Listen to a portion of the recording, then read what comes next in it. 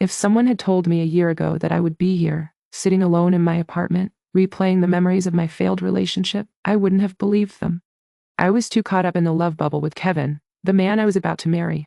We were the picture-perfect couple in our tight-knit immigrant community in Miami.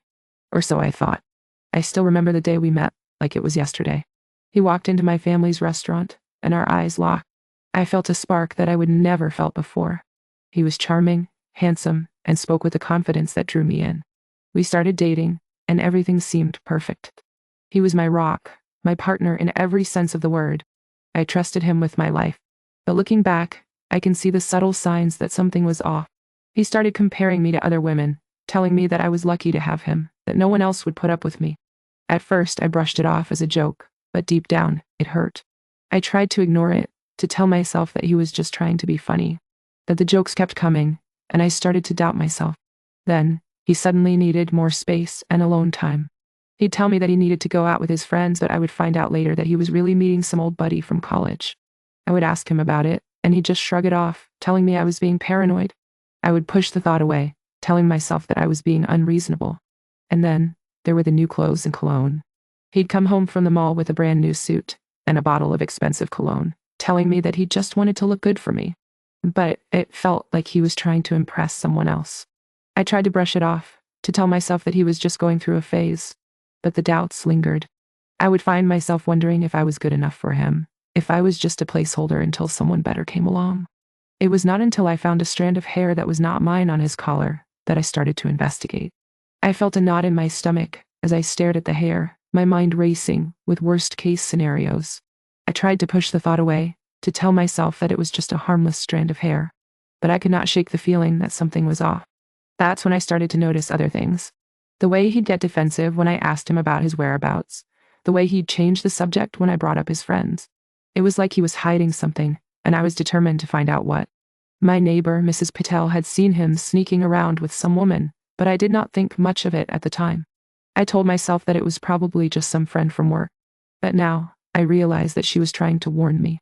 And then, there was the phone call from his best friend's wife, Maria. She told me that Kevin had been lying to me about where he was every weekend. That he had a child with her. A child that was older than our relationship. I felt like I had been punched in the gut. I could not breathe. I could not think. All I could do was sit there, staring at the phone, trying to process what I was hearing. It was our wedding anniversary, and I was about to celebrate another year with the man I love. But it was all a lie. Maria told me that it started after his reunion, that he'd reconnected with old friends and somehow ended up with her. I could not believe it. I thought I knew him, but I guess I did not. As I sat there, trying to wrap my head around everything, I felt a wave of emotions wash over me. Denial, anger, bargaining. They all came flooding in. I did not want to believe it, but deep down, I knew it was true. I thought about all the times he told me that I was his everything, that he loved me more than life itself. It was all a lie. He was using me, manipulating me to make me feel inferior. But as I sat there, something inside me shifted.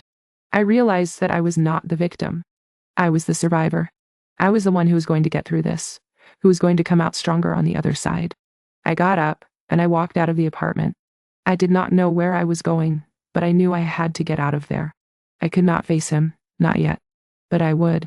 I would face him, and I would make him understand the pain he'd caused me. As I walked out into the bright Miami sunlight, I felt a sense of determination wash over me. I was going to get through this. I was going to rise above it.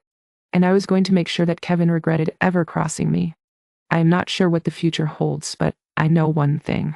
I am not going to let him break me. I am going to use this pain to fuel my strength, to make me a better person. And I am going to make sure that he knows that he cannot hurt me like that. I'll never forget the look on his face when I confronted him. He tried to gaslight me, to tell me that I was being paranoid, that I was overreacting. But I was not having it. You lied to me, I said, my voice shaking with rage. You lied to me, and you used me. You're going to regret ever doing that. He tried to talk his way out of it, but I was not listening. I just walked away, without a word. I did not need to say anything else. He knew what he'd done, and he knew that I knew. As I walked away from him, I felt a sense of power that I would never felt before. I was taking back control of my life, and I was going to make sure that he never hurt me like that again. It's been a long journey, but I am finally starting to heal. I am finally starting to see that I am worth more than what he did to me. I am worth more than the pain and the heartache, and I am going to make sure that everyone knows it. I am not the same woman I was a year ago. I am stronger, I am wiser, and I am more resilient. And I am going to make sure that Kevin knows that he cannot break me. I am going to rise above this, and I am going to come out on top.